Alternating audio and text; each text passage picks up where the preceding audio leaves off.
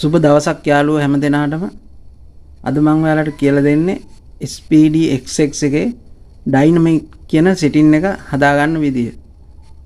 මේකෙන් වෙන්නේ මේ tone එක දැන් අපිට ඕන විදිහට අත බර යොදන විදිහට tone එක මතු කරගන්න මේ option එකක් තමයි මේක. එතකොට මේ තබ්ලා ඒ වගේම ඔය acoustic දේවල් පාවිච්චි කරද්දී drum එතකොට උඩැක්කි ඒ වගේ දේවල් පාවිච්චි කරද්දී අපිට හඬ ඔරිජිනල් විදිහටම මතු කරගන්න පුළුවන් මේ setting එක තමයි මේක. ඉතින් ගිහිල්ලා බලමු කොහොමද කරන්නේ.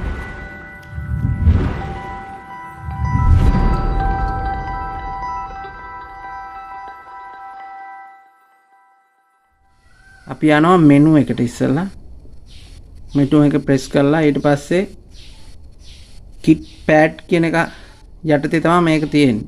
එතකොට kit pad එක අපි enter කරනවා. ඊට පස්සේ මෙතන තියෙනවා main කියන set එක. මේ බටන් තුනෙන් අපිට පුළුවන් මේ එක එක කොටස් වලට යන්න.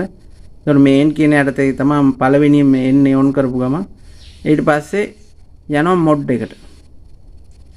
mod එක යටතේ තමයි මේක තියෙන්නේ. එතකොට අපි දැන් මේකෙන් යනවා පල්ලෙහාට. එතනින් එනවා dynamic කියන එකට එනවා. දැන් මේ tone එකේ මෙන්න මේ tone එකේ dynamic එක off කරලා තියෙන්නේ.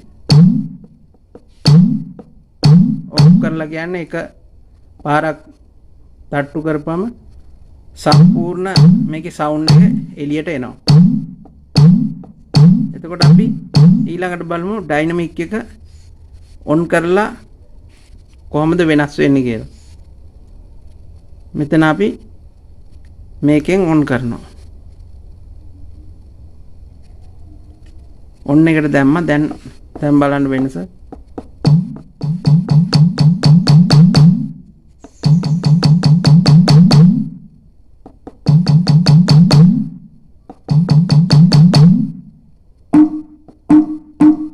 මේකේ off එකේ තියෙන අපි on කරලා බලමු. ඔන්න මේ විදිහට එනවා.